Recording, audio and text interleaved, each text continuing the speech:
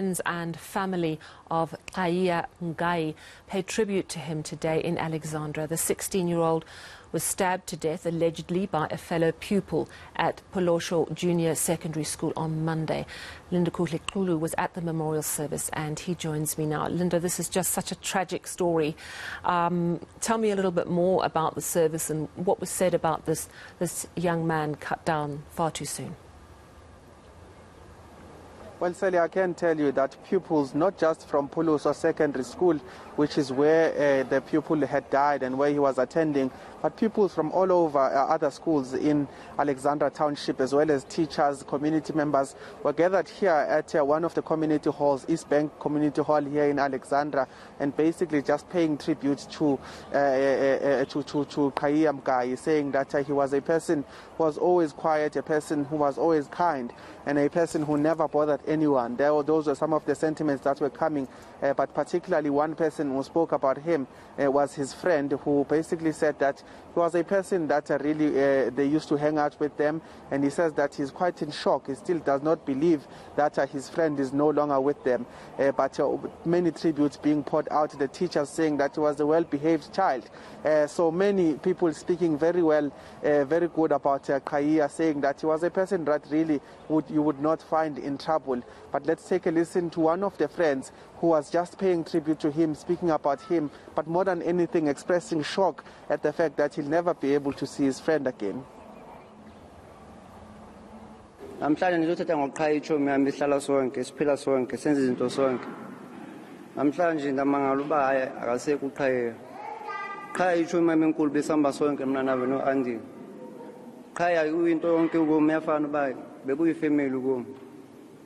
Qhayiya namangala uba ngoku akasekho kubo sikinishile nje kanjalo nje. uQhayiya uyinto yonke kubo. Uzohleze khona enhlizweni yami. Qhayiya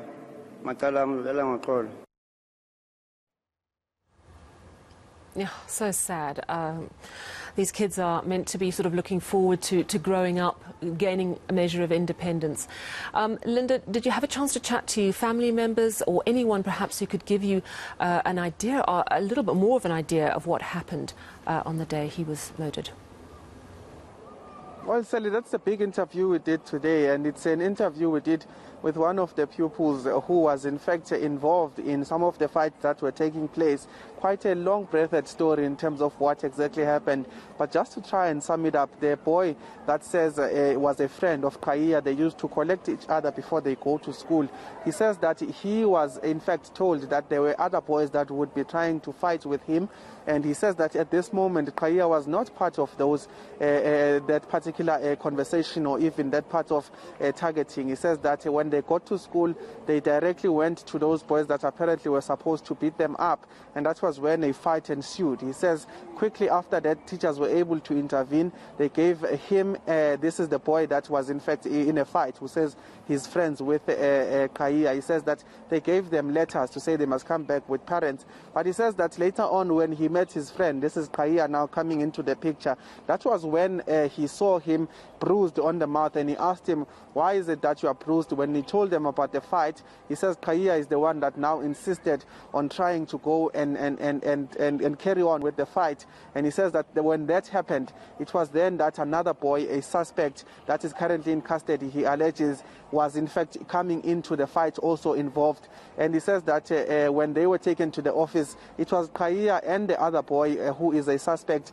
to this case that were left outside. So like I said, a long-breathed explanation, but he says they were left outside while they were then retaken to the office, and that was when the whole jumping the wall from the school to go fetch a knife happened. He says that when they were in the office being disciplined, one of the things that happened was that he just saw teachers one by one leaving the office, and he knew that there was something wrong. When he came out, he saw his friend laying on the floor with blood on him, and that is the long and short of it, really, Sally. But it seems from what the friend is telling us that Qhayiya got involved in the while the fight was over, and he, in fact, Qhayiya, the victim here, was the one who, in fact, restarted that fight when he wanted to avenge his friend who he saw had been bruised in the mouth. Oh, just Just so very sad. Thank you very much. Such an important story. We have to keep asking what is going wrong at our schools, that teens are turning to violence like this. So the memorial for 16-year-old Qhayiya Mgayi, who was stabbed to death at school. And thank you very much for that reporting. Lindokuhle Xulu coming to us live from the Pholosho Junior Secondary School in Alexandra, Johannesburg.